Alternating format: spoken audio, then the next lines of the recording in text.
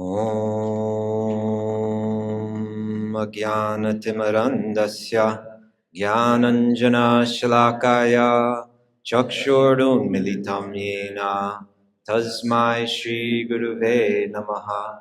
Shri Chaitanya Manobishtam Stapitam yena bhutale Swayam Rupa Kadamayam Dadati Svapadantikam.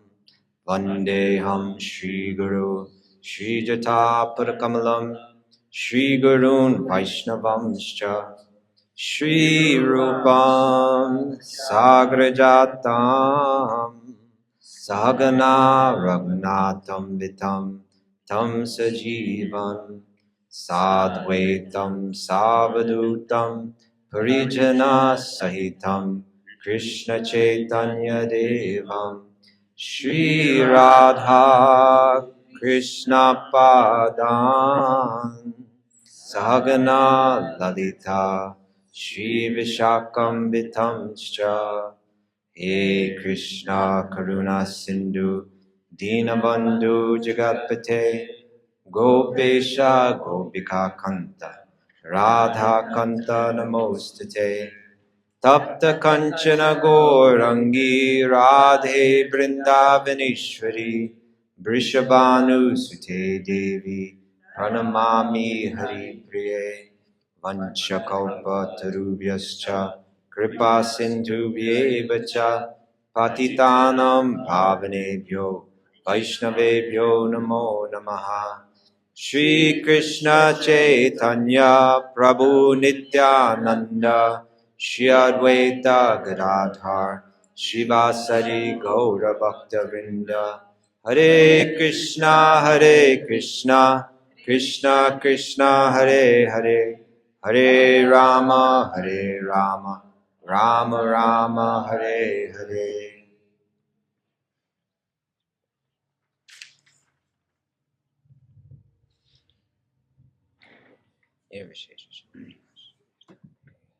Okay, everybody, welcome back. How many people are here for the first time? Okay, wow, great, thank you. Yesterday we were just. I'm gonna. What's the word I'm looking for? I'm not going to give a full summary of everything that we've been talking about, although I'm tempted to, just so that we keep things moving. But at the end of today's class, if you're interested in the previous classes, they're available. And there's a WhatsApp thread that you can access them all on. And Gabby, who's not sitting here right now, but will be soon, could share that with you if you're interested.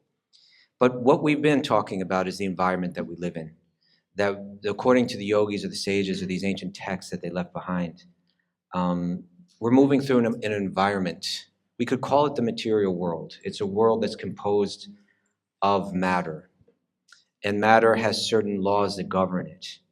But we've been using an analogy. We've been referring to using analogies that are found in books like Bhagavad Gita or other classic Vedic texts that speak of the world that we live in as being a reflection or being a dream. Okay, that they're saying that in some sense the world that we're moving in is illusory. Is it real or is it unreal? In a sense, it's kind of both. A reflection is real in one sense. The mirror exists, the glass exists, the light on the glass exists. You can touch it, it's there. But in another sense, when we look in a mirror, there's an image there. And it's very easy to confuse that image with what's being reflected, with the actual object, right? Sometimes people do things like that. They walk into a mirror, they do, stuff like that.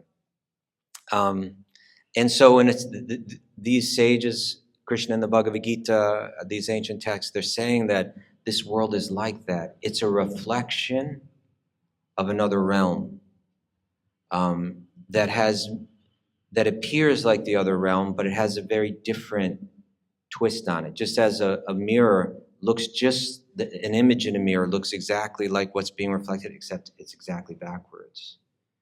So we spoke about this in some depth yesterday, and we also we also took on a more modern analogy to explain the same thing. And sometimes these computer analogies are stronger than the ancient analogies, just because computers so, it seems like this universe, as well as even our own mind, which is part of the universe, have been designed in such a logical, clear, practical way that computer technology kind of follows them, because it just works. It's a system that works. So we've been saying that this world, in a sense, is like a virtual reality, right? It's like a realm that has been designed based on another realm, based on reality, that we can move through and experience illusion. That we have, and it's created due to some desire that we have. We have some desire that can't be accommodated through reality, and therefore a realm is provided for our pursuing that desire within the realm of illusion. Okay? I know that sounds like crazy stuff, wild science fiction stuff, but this is what these yogis have told us, going back many, many thousands of years before the Matrix was written, before, so many other kind of stories like that. They're kind of growing out of this tradition. And it's really something worth thinking about and something worth considering. And then yesterday we spoke a bit, we put Shashi here on the spot and described what if she had a desire to fly, that we could create a virtual reality in which she would have the ability to fly. What if she had other desires? What if we had desires for wealth, for fame, for power, for influence, for romance? And we welcome Srila Indradyumna Swami. Thank you so much for attending. Always appreciate your presence here. What if we had so many desires like this, and a virtual reality could be created that we could enter and experience those things, at least experience what they feel like, experience a facsimile of them, an imitation world where we could taste that kind of experience. Maybe it's not exactly the same, but if the virtual reality is well designed, it's a lot like it, And then we said, what if we created that virtual reality for a friend and they entered into it, and all their desires, they're pursuing all those desires and experiencing that virtual world, and they became addicted to it. They became lost in it. They became forgetful of the real world. They lost touch with reality. And for us, it was sad. Look, they're deep in that world and they don't want to come out. So there's a real life, a real full, meaningful life for them to pursue, and they've gotten lost in this facsimile, and they're just kind of plugged into a screen. What if we want to get them back out? How do we get them back out? But the key here is, and what I'm sharing now is going to become more relevant in later classes that we get into, because these are kind of some of the big philosophical questions, like, what are we doing here in this world? How did we get here? If this world is an illusion, why are we here in the illusion? And for now, let's just say it has something to do with our desire. But how do we get out? It means we need to let go of those desires, right? Because there's a lot of suffering in this world, and that's the point. What if I had a friend lost in the virtual reality that I programmed, and I wanted them to come out, but I didn't want to just pull them out, because if I pulled them out, the desire is still in them. Sometimes parents have to let kids kind of like play out their desires, right? They have the right advice. No, you don't want to go down that road. I'm telling you, I'm experienced in life. I've seen this kind of thing before. But the child has the attachment and wants to pursue their desires. And rather than just forbid them, the parent may let them, okay, you go ahead and you try that. Sometimes the parent has no choice. Okay, you go ahead, but I'm here for you when you're ready to come back. I'm here for you. So if I wanted someone that was lost in that virtual reality to come out, but to come out free of the desire to go back in, really ready to pursue the real world, then they're going to have to make that decision themselves. But what could I do to aid them in making that decision? I could download and install certain programs within that virtual reality that are going to make them question, is this really where I want to be? That can make them question, is this really my home? Is this really where I will find the happiness that I look for? And we said those 3 programs that are downloaded and installed in the virtual reality of the material world are called karma, time, and the modes of material nature, the gunas. Okay, and yesterday we spoke quite a bit about karma. It would be one thing if I'm moving around a virtual reality with complete freedom to taste that world, but it would be another thing if someone suddenly downloaded the law of karma into that virtual reality. And now every action that I do has a reaction. Suddenly there are consequences to my actions. You understand? It becomes a very different world. If we could just live in a world where I could act any way that I would like and there wouldn't be any repercussions, that's one thing. And it's another thing if every single act that I do has something coming back at me. In every act, every relationship, everything I'm doing that has consequences. And if these consequences were programmed in such a way that they kind of countered my selfishness, my greed, my insensitivity to others. And it was designed to kind of bring out what is really my own true nature. If I'm designed to love by nature, which many yogis are saying that's the fact, then this law of karma is designed to kind of return us to that nature. I may have been moving through the virtual reality with insensitivity, with cruelty, with selfishness, with greed.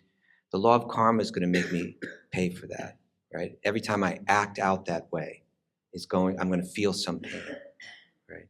And it's going to reward when I act with generosity, with kindness, with sensitivity, etc. And hopefully it's preparing me so that I can let go of everything and enter into the reality. Today, we talked a bit about time yesterday. We'll talk about time briefly, and then we're going to talk about the gunas, the modes of material nature, which are a very important topic for any yogi to understand. I would say for any human to understand. But before we do that, Ambarish Prabhu, I think you had a question from yesterday that we said we would take on first thing. Is that right? Yeah. Your question is?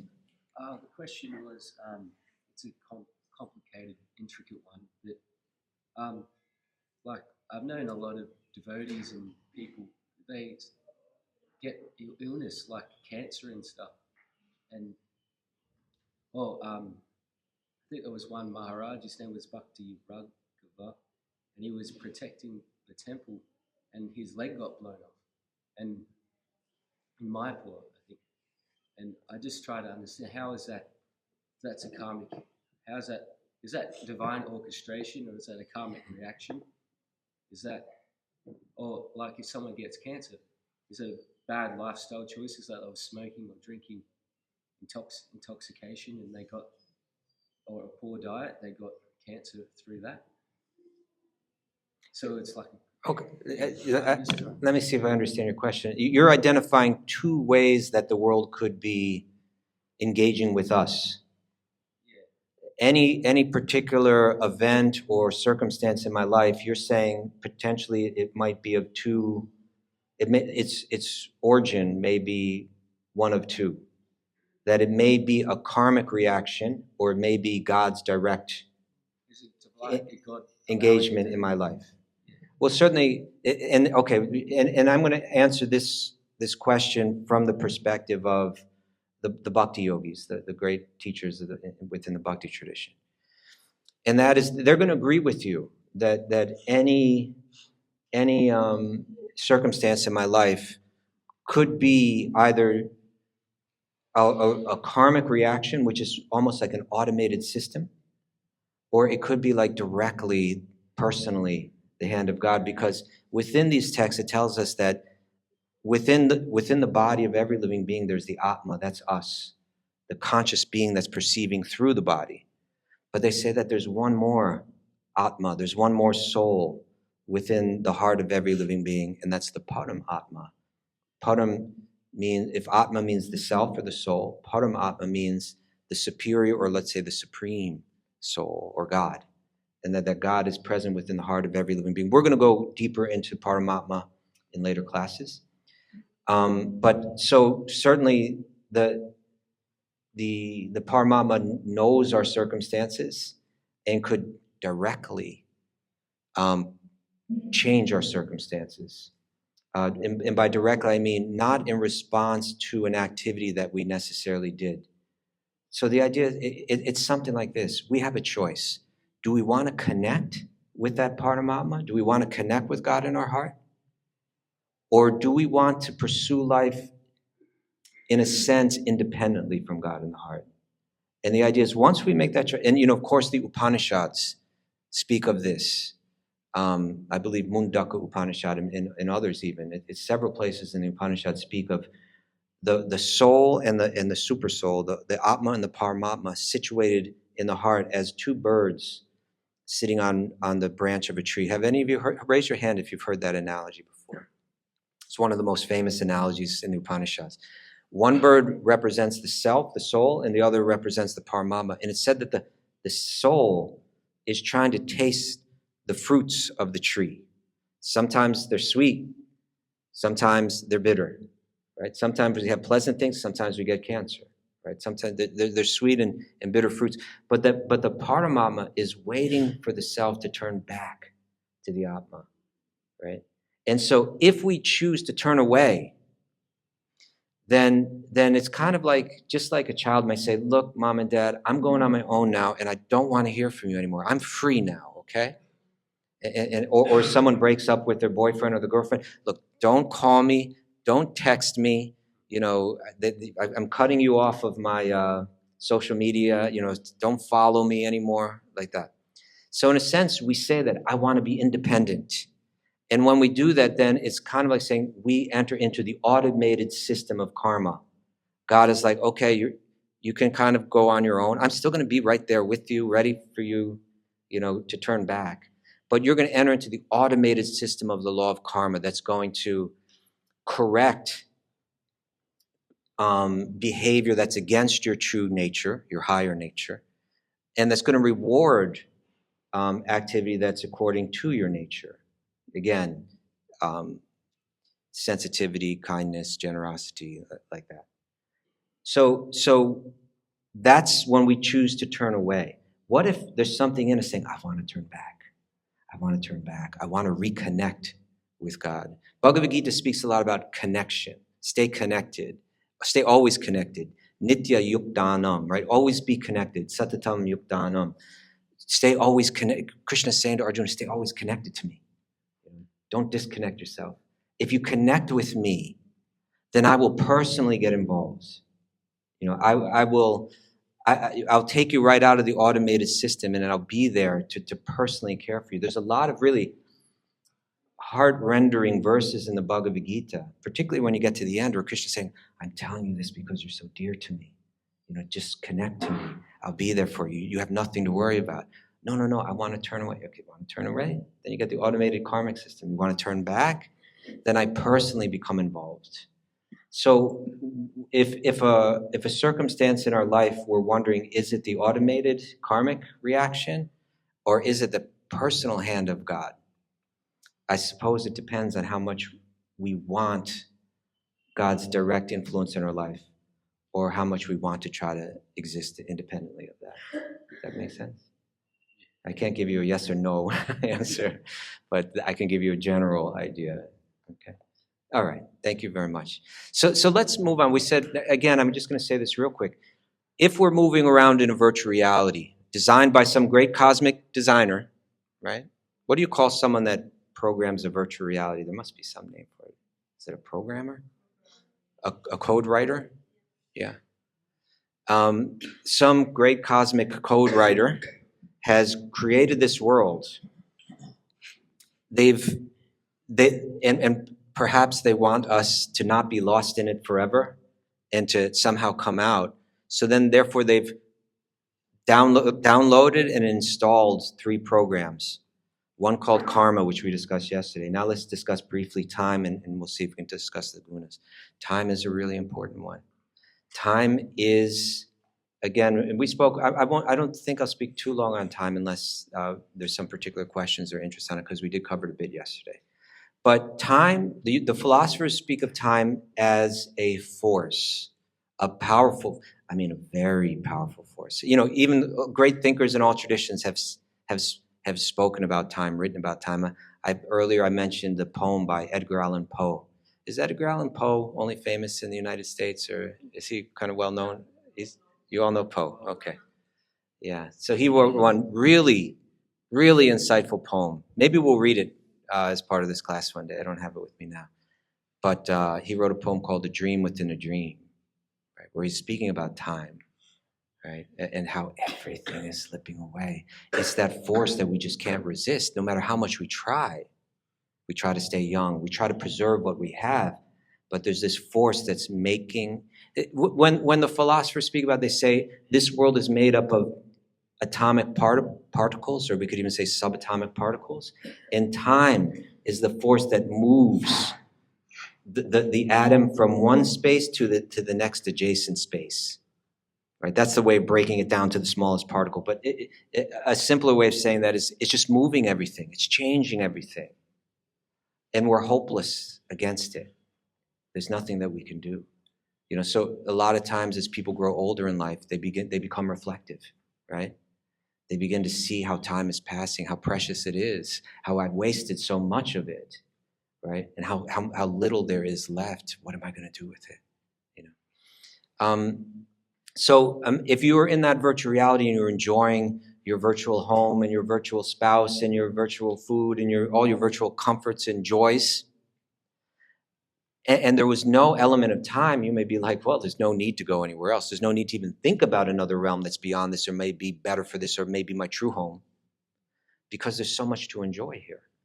But what if suddenly everything that you're enjoying had a time limit on it and it was ticking away at every moment? Some things, they had a bit of a longer time span, and some things had a very short time span, right? There's this romance that I had. It was the sweetest experience I had in my life. And then it was gone, right?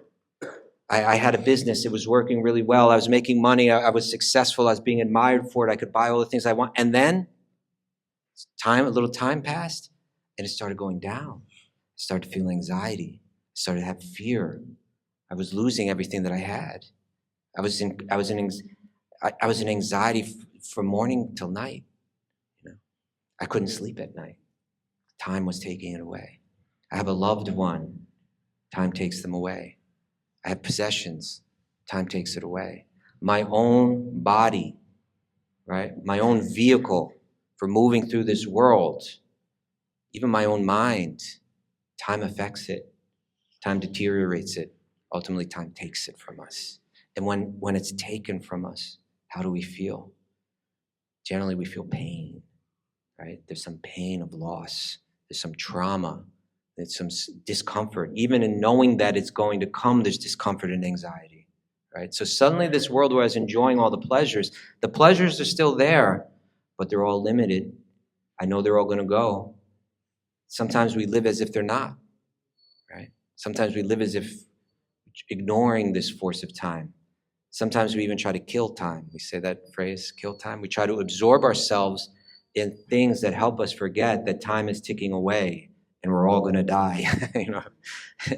So we watch television and we watch movies and we distract ourselves in so many ways, killing time. The philosophers, even though time can be such a grave truth, such a serious, somber kind of truth, the yogis don't fear it. The yogis want to look right into it. They want to look right at it because it's truth, and truth is healing. You know, if we got on a boat and traveled down this river for about 500 miles or so, we'd come to what some people call the oldest city in the world, Varanasi. How many of you have been to Varanasi before? Okay. So Varanasi, of course, is a place where many people do the funeral rites, the funeral rituals. And here in India, that's done by burning the body. So they burn the body right on the bank of the river. The priests are there. They chant the mantras and so on. Then they scatter the ashes into the water.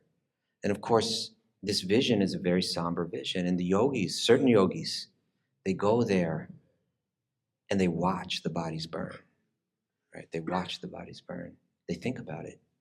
They think, well, I could tell another story. In another tradition, in the Catholic tradition, I've never been there, but I've heard about this. Like, I think in Rome and maybe other places in Italy, they have what's called the catacombs. Anybody familiar with the catacombs? Has anybody ever been inside them before? Where, like, there's all kind of skeletons in there, like hundreds or even thousands of skeletons. And from what I understand, like in one of these catacombs, there's a skeleton, like as soon as you walk in. and it's holding a sign. And it says, I believe the sign says something like, as you are, we used to be. And as we are, you will be. Right? And so it's this kind of sombering message, but it's truth. It's truth that our body, our very body will be taken away from us. And as much as tempting as it may be to look away from that, there's a strength that's developed by looking right at it. And so the yogis, all of these programs which seem like they can cause trouble for us in this world, the yogis look at them as, in a sense, they're the friend, right? Time is my friend. I would be lost. I would be an illusion. I would be completely captivated by the pleasures of this world if that bitter taste wasn't there to wake me up to reality, right? Just like imagine if you were lost in a virtual world and your friend programmed a little time into that world and you kind of began to say, maybe this isn't my home. And then somehow you took off all the goggles and you were free. You say, thank you. Thank you for programming it that way. You did it in such a way where not only you took me out, but you took me out of that world. You made it so that I took myself out of that world so that I don't ever want to go back. That's the key, right? It's dealing with the desire. And again, we're going to get into that deeper. But any thoughts or questions about time before we move on? I want to talk about the gunas again today, but just want to check to see if anyone has any thoughts about time. It makes sense, right? It makes sense, doesn't it? Yes, Vikramji. Some yogis, they say time is relative. Oh, yeah. Some say time is just an illusion. Yes.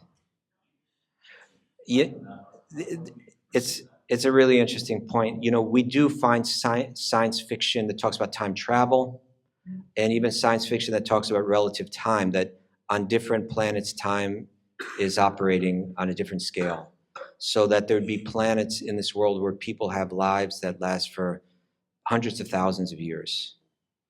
And that if you spent a moment on that planet and came back, that there would be nothing here left that you knew. I just spent one moment there, but like hundreds of thousands of years passed on Earth. And these ideas are there. They're there in the Vedic texts. And in one sense, to achieve that higher planet where you have the longer life and greater pleasure is kind of a karmic reward, right? We were speaking a bit yesterday, there's the karma kanda section of the Vedic literature, meaning the karma section, meaning you could learn they give instructions of how to live in such a way where you accrue good karma, good merit, which is kind of like building up a bank account of good karma that you can spend by traveling to higher realms, living a longer life of greater pleasure, far longer, far greater, like that. But the yogis say, Bhagavad Gita say, what is it? Brahma, Bhuvana Loka. One can go up to even the highest planet, the Brahma Loka. Punar, what is it? Brahma. Punar Arvartinarjuna, Mamupetya Tukaunteya, Punar Janmana Vidyate. That you can go to that higher planet. You can live a long life of pleasure, but even on that higher planet, birth and death take place. Time is still working there. And eventually you burn up that merit and you come back. Just like you would go on vacation. Let's say you escape the anxiety of your job and your workplace in your city, and you go to some tropical island, and there you have peace and quiet and the sun and the beach, and it's so peaceful. But you're burning off your savings while you're there, tick, tick, tick, and sometimes you go back and you look at your bank account, you're like, oh my God, I spent more than I thought. Time has ticked away, my merit has ticked away, and I'm going to have to return. But I believe that part of the reason why we hear about these in these ancient texts, and yesterday we talked about hearing about, like, say, the lifespan of Vishnu, how there is a being on a higher planet in this universe named Brahma, who lives his one life is the entire span of the universe, which is incalculable to us. We really can't wrap our head around how much time that is. But then we hear that his entire lifespan is just one breath of Lord Vishnu. So we're hearing about this to gain a broad perspective. We're walking around in this world with just this tiny perspective. And so hearing about relative time is giving us a way to look at our world, not as an absolute world, but as a relative world, where what we think our lifetime is so significant and important. So, I always like the story that my buddy, Raghunath, who does this Wisdom of the Sages podcast with me, the first time he went to a temple, he stayed there overnight, and he just wanted to see what it was about and talk to the monks and see what they do and hear about how they see the world. And this monk turned to him and said, "You should just give this one life to God. Just give this one life." And he's like, one life is like all I got. What he's talking about. From this monk's perspective, one life is just this tiny little blip, in an unlimited, long. And if you're thinking that way, it affects your decision making. How I'm going to spend my time. How how I will engage myself. What I can tolerate. How I want to focus. I'm going to give up this, and this, but I'm only doing it for a short amount of time. It's just one little lifetime, But he couldn't see it from that perspective. He sees it from that perspective now, but he couldn't see it from that perspective at that time. One lifetime? What are you talking about? It's everything. So I think we hear about relative time to help us expand that perspective. Yes, Shashi. I'm sorry, quantum physics? Yes.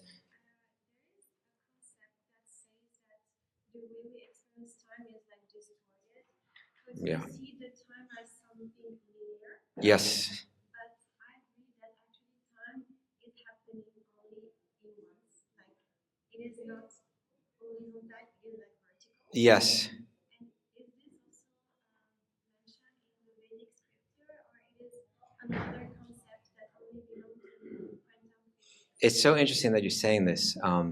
So I'll repeat it for those of you that might not have been able to hear.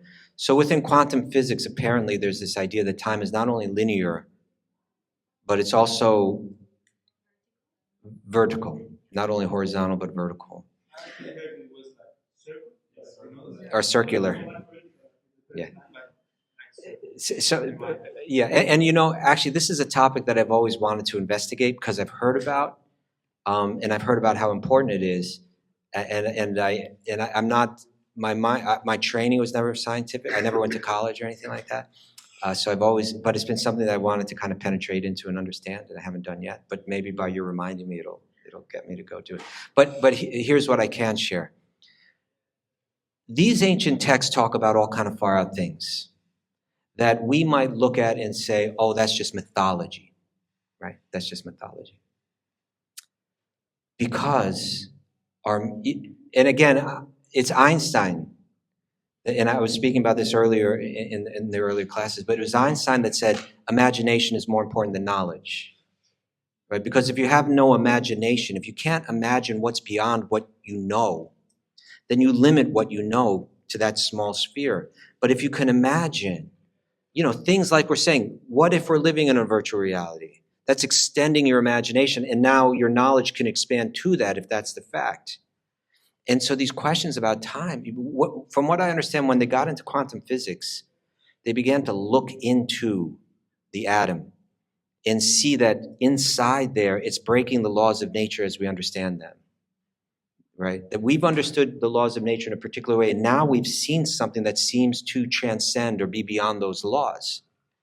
If we're real truth seekers, if we're really objective, if we're really scientists, we must be objective. And that means accepting possibilities that seem like mythology, or looking at these ancient texts and saying, maybe they're not mythology. Maybe it's possible for Krishna to lift a hill. Maybe it's possible for Shiva to do a dance and destroy the universe, And I to try to help people just kind of think a little bit more like that, because it's so hard for people to think like that. I say, look at the iPhone, right? You hold an iPhone in your hand, and say you took that iPhone and you were able to go back 300 years, 400 years, 500 years, and someone said, "What's that you're holding in your hand? That piece of glass?" And you'd say, with this glass, I can look into it and speak to a person in another part of the world. What would they say? They would say that is a fairy tale. The looking glass, like in Alice in Wonderland, you can look into the looking glass and see someone in some other place and talk to them. That's a fantasy. That's not real. That can never happen. The fact is, the potential was always there for it to happen. It just took people that understood the science to make it happen. To this day, I don't know how it works, right? There are waves that are moving through the air. You can't see them. They can carry. I can talk to someone on the other. I can also take a photograph and send the photo. What's a photograph? A photograph means I can point this and just touch it, and then you get an exact image of what I'm pointing it at. What do you mean, like an exact image? Like a drawing? Well, it's actually far more accurate. What are you talking? What click? You see? And then I can send that to someone. I can take a video. What's a video? We're walking around with this thing in our pocket that's doing things that previously we thought were fantasy. So perhaps there's a possibility that all these things that we're reading about, that one deva with their breath could create unlimited universes, that miracles are possible. If we're true scientists, if we're truly objective, we have to admit that this is possible. And then investigate. So about quantum physics, which again, I know practically nothing about, from what I understand is that scientists like Einstein and Heisenberg and the one that they just did the film about, Oppenheimer, and several others, that there's kind of a group of scientists that were penetrating into this, and they were all reading the Upanishads. Because there's the Upanishads that were talking, the Upanishads were reflecting what they were discovering, right? Time can be relative, That's a very interesting idea. We were speaking yesterday that it's said that within the spiritual, these Vedic texts are saying that this world is a reflection, that it's upside down, right? It said it's like a banyan tree that's upside down. Bhagavad Gita said this. And that if you have a reflection, then it means that there's a substance that's being reflected. So if this world is upside down reflection, that means there has to be a right side up world that's being reflected. And it's the opposite, right? This is right side up, this is upside down. And one of the things that makes it the opposite is that within this realm, the law of time is operating and the gunas are there. And the law of karma is in effect. Within this realm, none of those exist. So it really changes the nature of it. And so within this realm, it says that it's not that there's no sequence of events, but that in some sense, not only are like our bodies or our material possessions, like in this realm, everything's made of matter. Our body's made of matter. Our possessions are made of matter. And the law of time operates on matter. It doesn't operate on spirit. So even though our body's growing old, our soul never grows old. Even though our body deteriorates, our soul never deteriorates because time can't affect it. But in the spiritual realm, the entire realm is made of spirit. So there's no time. There's no destructive force. But it's not only that the things of the spiritual realm don't deteriorate, but even the moments in the spiritual realm don't deteriorate. So that any moment that you're experiencing doesn't go away. Now, this is something that is just going to be very, very difficult for us to wrap our heads around. Yes, that it's not within the spiritual realm, the yogis are saying that not only do the forms not deteriorate, but the moments don't deteriorate. So once there's this suite that Srila Prabhupada, when he came to the West, he used to say, here, cooking was a big part of the culture. And so he was showing them how to make the sweet. It's a very simple one. You take butter, you mix it with powdered milk and sugar, and you roll that into a ball. And you do it with the right consistency. You do it with the right balance of ingredients, and you get a very nice texture and a very delicious flavor.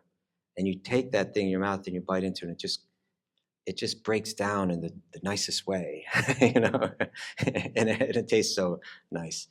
And And so Srila Prabhupada made that for a disciple, and they took it and they said, oh, Prabhupada, this is simply wonderful. And it's somehow that name stuck, and people started calling it Simply Wonderful. So it's sweet. And once someone asked Srila Prabhupada, what is the experience of tasting a Simply Wonderful in the spiritual realm? And he said, it's like you take a bite of it and you taste it forever. So in other words, there is linear time, like there is an anticipation of something happening or a remembrance of something that happened. But simultaneously, every moment is happening in eternity. Now, we can't wrap our heads around that because we're so conditioned by this world. So it's kind of like if we lived in a two-dimensional world, right? Everything was flat. So there's, this axis and that axis, so like New York City is like just one big grid, right? So it's like I can say, meet me on the corner of 5th Avenue and 42nd Street. So, okay, there's this dimension and there's that dimension. But then what if I said, and meet me on the 11th floor of the building? Well, if I'm in a two-dimensional world, I don't even know what you're talking about, 11th floor. There's only two measurements that we take to figure out where a spot is. What are you talking about? The third dimension.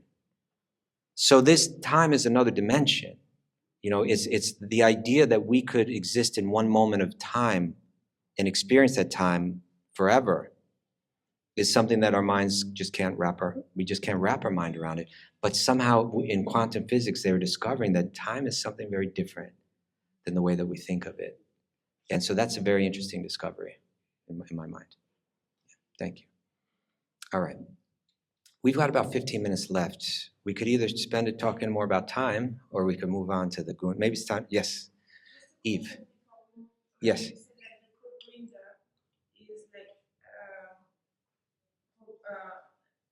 Programming karma into time, and that's that thing. I said time, karma, and the gunas. Okay, which is our topic now? How many of you are not familiar with the term gunas?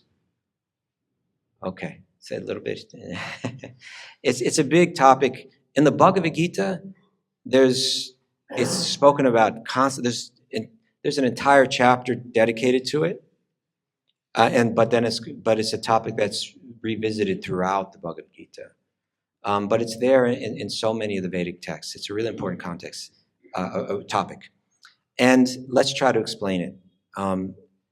We spoke about this a little yesterday. I'll repeat it again today. But what the yogis are saying is that this world that we're in is composed of material energy. And material energy, you could break it down into 3 components.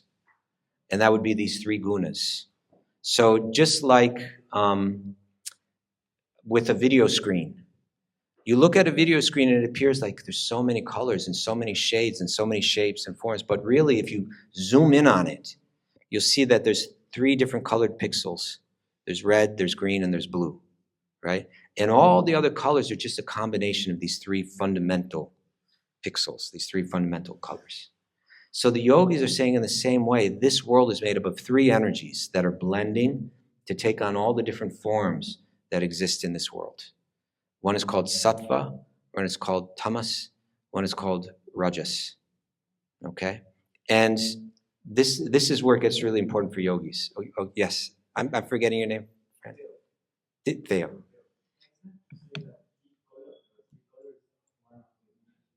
I'm sorry? Yes? One of the 3, you're asking, do these 3 colors, they are. You see, somehow, when they talk about these screens, they say it's red, green, blue. But green is really a combination of yellow and blue.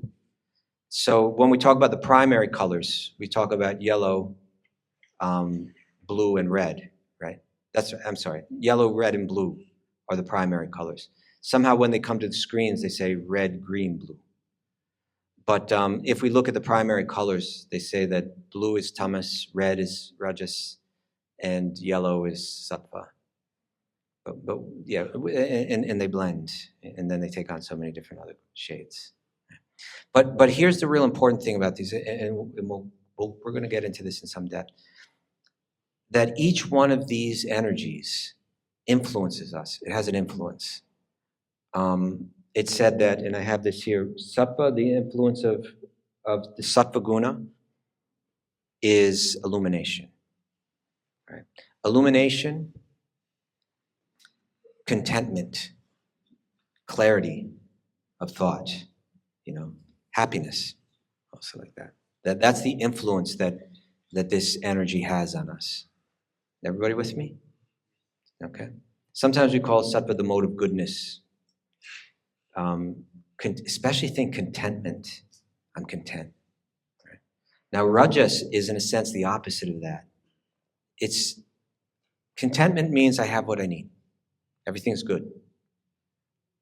And with rajas, the idea is I don't have what I want. I don't have enough. I need more. I'm discontent. I desire something that I don't have. Right? So we have sattva as illumination, rajas is attachment. Give me, I need something that I don't have. And then tamas is, we call it delusion. It's a mode of darkness, mode of ignorance. The influence of this is it influences us towards laziness, towards sleep, and towards destruction, and even self-destruction. So these three blend and take on so many different forms. And within each form within this world is said to be composed of a blend of the three. Now this becomes super important. Everybody with me? Every form is a blend of the three, but one of the three is predominant in each form, and that influence, the influence of the predominant mode, or the predominant guna, it radiates from that object.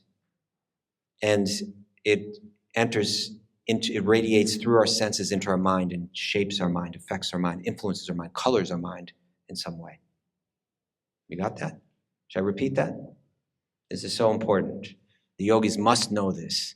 Because the work of the yogi is to get their own mind under control, to cease to be controlled by my mind and to be able to control it and therefore be free.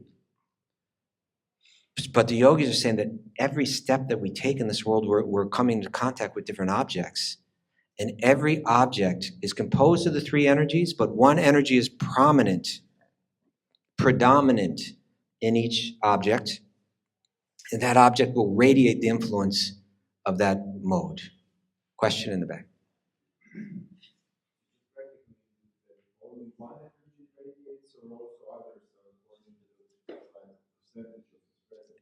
The way I've heard it described is saying that one energy emanates. I'm not saying that you can't go into a place that would have an influence of both. But maybe just for simplicity's sake right now, we can say one. Of course, everything's a blend. So even if you're in one room that's got two influences, you're kind of getting both at the same time. But the way they speak of it is one predominates and that radiates from it. So what does that mean? It means the room that I'm in, the colors that I see, the sounds that I hear, the people that I associate with, the foods that I eat, the times of the day even. They all have their influence on me. This is problematic. Potentially problematic. I find myself stepping. What it's saying is this. It's kind of like saying like this. What if there were unseen forces in this universe that had their way of working their way into our own mind and affecting it and influencing it, influencing our thoughts, influencing our desires, influencing our emotions? What if there were unseen forces that were penetrating into our mind? And the yogi is saying there is. There really is, right? And we need to be aware of it. If we could the bad news is that these unseen influences are working their way into our mind. The good news is that one of them is relatively friendly and helpful, and that's the sattva guna. And that's why the yogis operate from that sattva guna. Even the sattva guna can be problematic, but in general, it can be very helpful. So let's just go a little bit deeper into this. If we need to think very clearly, if we need an illuminated mind so that we can concentrate on a difficult subject, we'll go to a place like a library, which is quiet, which is bright. It's a sattvic atmosphere. It's a place where you can concentrate. Sometimes we'll also speak about nature being that way, stepping out into nature, where your mind becomes peaceful, You know, you begin to think in another way that you haven't been thinking because you've been caught up in work and you've been caught up in with the different people that you're always talking to and dealing with the different circumstances you have to deal with, maybe largely Rajasic and Tamasic, and then you step out into nature. Oh, you take a deep breath and your mind starts to settle down, and you're able to begin to think about life. A lot of times people say, I just need to walk out into nature at least once a day, you know, so that I can kind of think about my life. Step off the, what do they call that? Like the treadmill. Yeah, the treadmill of life, like a little hamster running. I have to step off it and, okay, you know, and I can begin to think about my life. That's sattvic. What place? So that's a sattvic place, like the library, or let's say out in nature. So I live in New York City. Why are you laughing? You're looking down your nose at us. but it's true. It's crazy. But I live half a block from Central Park, which is like, you know, Central Park is like large. And it's got some beautiful area. And even just like stepping out, like I live actually very close to Sheep's Meadow. I don't know if any of you have been to Sheep's Meadow before, but it's just like a big open lawn, you know, just a big open space. And you just step out there and, you know, like the noise of the city gets a little distant, except for the helicopters that are always flying over. And you have a little space and just seeing this, you know, I'll tell you something. We're talking about that film Oppenheimer. How many of you saw that film Oppenheimer? So when you see that film, what you see is when you look at that from the Vedic perspective, you can see it was a bunch of brilliant minds working under Rajasic and Tamasic conditions. They're trying to develop a weapon of destruction, being influenced by fear, right? Being influenced by a military that was really caught up in a fearful situation where they felt like we're in a race with another country that wants to destroy us. And if we don't get there first, we're going to be vulnerable. So these great minds, you see, within the Vedic idea, the great thinkers are meant to be the guides of society. But here, the guides were the passionate thinkers who were full of fear. And they're kind of like prodding this project on to create this weapon. But there's one person in the film that's portrayed as a Brahmin. Someone that's existing in the sattva guna, in the mode of goodness, someone that has illuminated thinking. Who is that person? Huh? Einstein, right? And the way that Einstein's portrayed in there, even like everybody else that you see, like they're in meeting rooms or in laboratories, but when they see, how is Einstein, where do you find Einstein in that film? He's out in nature, right? He's out in nature. And even to speak to him, you have to walk a long distance because he's above it all, right? He's kind of like, he kind of sees the truth of it all. You know, at least he's being portrayed that way, right? So they show him situated in sattva guna, you know, and Oppenheimer stepping out of the Raja guna world to go seek his guidance, you know. So you know, we all feel these modes and how they work and how they operate like this. So if nature's is sattva guna, or if a library is sattva guna, what place would be tamaguna? Or let's say rajaguna. I would say nightclub, yes, but I would say nightclub, I would even hold that one for tamaguna. Okay, a shopping center. I'm going to say what I think really embodies it the most, the floor of the New York Stock Exchange, right? We've all seen it portrayed in films and in movies, and there's a bunch of people and they're just like all worked up and they're like, sell this and buy that. In one moment, they're thinking, everything is great. This is the best moment of my life. Oh no, it's terrible. They're going up and down. And it's said that Rajaguna, the Sattva Guna will condition us to happiness. The Rajaguna will condition us to pain. When we're convinced that I need something that I don't have, that's a formula for pain, right? And that's the essence of the Rajaguna. I don't have what I want, right? Whereas the Tamaguna, I would say the nightclub, the bar, these kind of places, they're dark, they're loud. People are intentionally dulling their awareness through intoxicants, and they tend to be destructive and self-destructive. You go to a police department on any Friday or Saturday night, and what are you going to find there? You're going to find that all the crime, practically all of it, is based around intoxication. You know, people went out, they got drunk, they got violent, they got themselves in trouble, and now they're in jail, right? It's that tamaguna is very powerful at nighttime, it's very powerful with intoxication, and it becomes destructive and ultimately self-destructive. So tomorrow we'll come back, or not tomorrow, actually. Monday's off, right? Tomorrow's Monday. So we'll be back on Tuesday. I so much appreciate everybody coming here, but please rejoin us Tuesday. We'll get more into the gunas, and then we're going to go beyond. We're actually going to reach the part where we talk about the 4 paths of yoga that's coming up. We're very close to that. So please come on Tuesday if you can. It's a joy to have you here. I also want to mention that our friend Adikarta here, no, not today. Okay, I don't want to mention.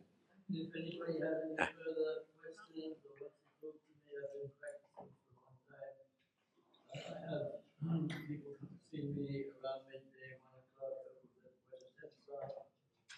It's kind of like going and approaching Einstein. You could go. Okay. All right. Thank you all so much. But please visit Adi Kartapu if you have more questions. He'll be situated out there by the tents. Thank you all so much. Hari Om Tat Sat.